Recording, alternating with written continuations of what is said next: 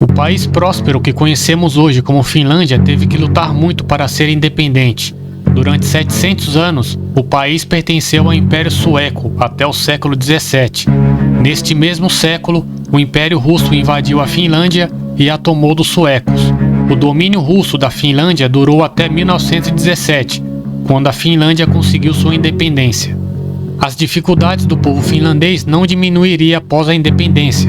Pelo contrário, o país viu crescer em suas fronteiras um monstro imperial comunista, e ao oeste surgia outro regime totalitário expansionista, o nacionalsocialismo alemão. Nesse contexto expansionista, a Finlândia se tornaria um alvo dos dois países, e seu futuro seria definido em breve pela Alemanha de Hitler e a União Soviética de Stalin. A relação entre os dois monstros genocidas era de desconfiança, até que um inesperado acordo político e econômico é assinado pelos dois países no dia 23 de agosto de 1939. Através de seus emissários que deram nome ao acordo, surge o Pacto Molotov-Ribbentrop. O pacto previa colaboração econômica entre as nações, definia a esfera de influência que cada país teria no leste europeu e afastava a possibilidade de guerra entre a Alemanha e a União Soviética em caso de conflito na Europa Central. Neste pacto, existia uma cláusula secreta: a invasão e divisão da Polônia. O lado ocidental ficaria sob domínio alemão, o lado oriental ficaria sob domínio soviético. O pacto também definia o futuro da Finlândia. O país ficaria na esfera de influência da União Soviética, que não perderia tempo e invadiria aquele país para anexá-lo ao Império Comunista. Durante anos, a União Soviética tentou se aliar à Finlândia, visando ter uma cobertura militar caso a Alemanha de Hitler atacasse o país comunista. Os finlandeses recusaram todas as propostas soviéticas, por temerem o que aconteceu com países que aceitaram as mesmas propostas. Letônia, Estônia e Lituânia aceitaram e terminaram com a União Soviética tomando controle daqueles países. Em novembro, a União Soviética pediu aos finlandeses que movessem a fronteira de 30 a 40 quilômetros, concedessem a eles o controle de 4 ilhas e regiões do Ártico, e alugassem por 30 anos a península de Hanko para a construção de uma base naval. Em resposta, a Finlândia acabou aceitando mover um pouco a fronteira e ceder quase todas as ilhas, mas deixou claro que não permitiria, de nenhuma forma, a presença de bases militares soviéticas em solo finlandês. Após o fracasso em subjugar a Finlândia através de ameaças, 3 meses depois de invadir o leste polonês, no dia 30 de novembro de 1939, a União Soviética inicia sua campanha militar de dominação contra a Finlândia, bombardeando a capital Helsinki. A invasão soviética da Finlândia cumpria parte do acordo firmado com Hitler, que colocara a Finlândia na área de influência dos soviéticos. Esperando uma vitória rápida contra a Finlândia, Stalin envia 400 mil soldados contra a fronteira oeste do país, iniciando uma invasão brutal. Os números das forças finlandesas em comparação com as forças soviéticas eram infinitamente inferiores em todos os aspectos militares.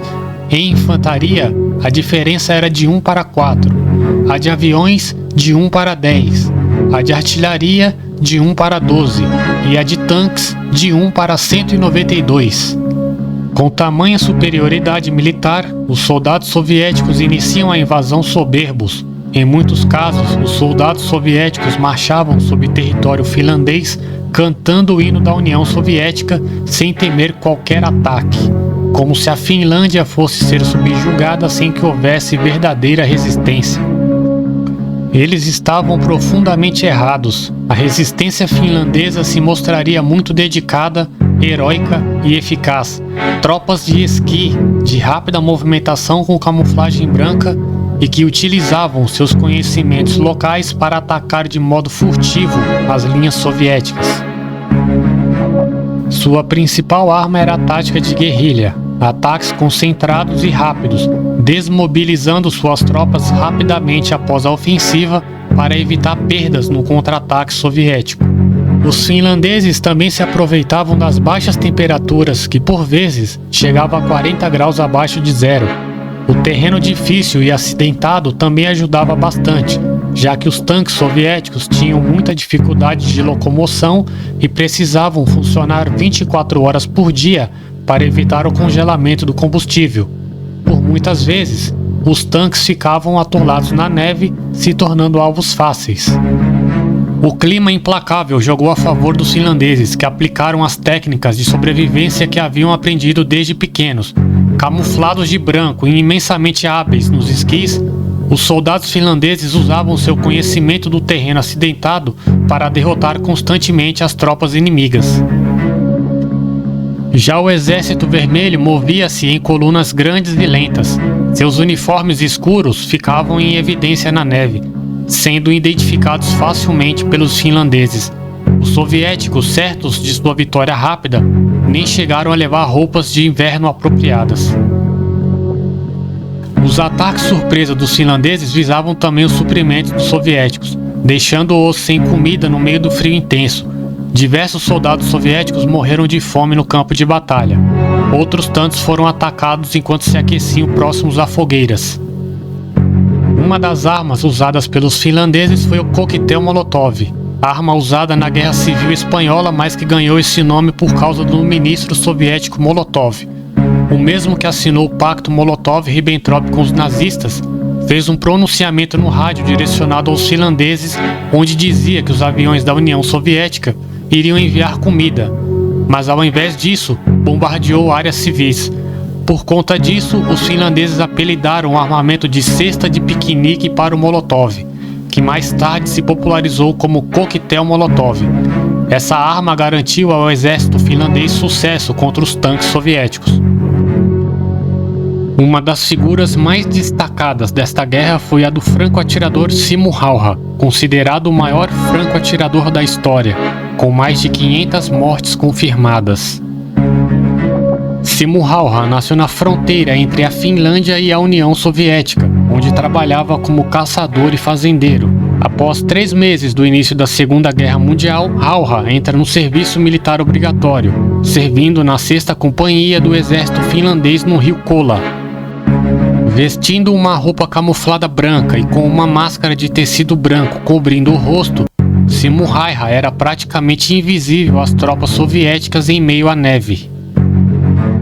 Por conta da sua alta letalidade na guerra, Häyhä ganhou o apelido de Morte Branca e ganhou também a atenção dos soviéticos, que mandaram para a Finlândia diversos franco-atiradores com a missão de pôr fim ao Morte Branca. Simo Häyhä usava uma variante finlandesa do fuzil russo Mosin Nagant. Preferia usar mira de ferro em vez de miras telescópicas para evitar que sua posição fosse revelada por reflexos de luz e também que sua visão ficasse embaçada por conta do vento e do frio. Outra tática usada por Häyhä era compactar a neve à sua frente para que o tiro não assoprasse, revelando a sua posição. Ele também colocava a neve na boca, escondendo assim quaisquer sinais que sua respiração pudesse provocar. Simo Häyhä se tornou uma lenda viva e isso incomodou profundamente os soviéticos, que passaram a caçá-lo, iniciando contra-ataques com franco-atiradores e assaltos de artilharia. No dia 6 de março de 1940, os soviéticos conseguiram atingir Simo Häyhä com um tiro na mandíbula, durante um confronto corpo a corpo. O impacto do projétil atravessou seu crânio e arrancou metade de sua bochecha. Após o fim da Guerra de Inverno, Simo Häyhä foi promovido de cabo a primeiro-tenente. Nenhum outro soldado jamais conseguiu uma escalada de posto tão rápida na história militar da Finlândia. Com temperaturas gélidas e com muitos feridos no campo de batalha morrendo congelados sem atendimento médico, entrou em cena uma das mais importantes atuações na guerra: as mulheres finlandesas.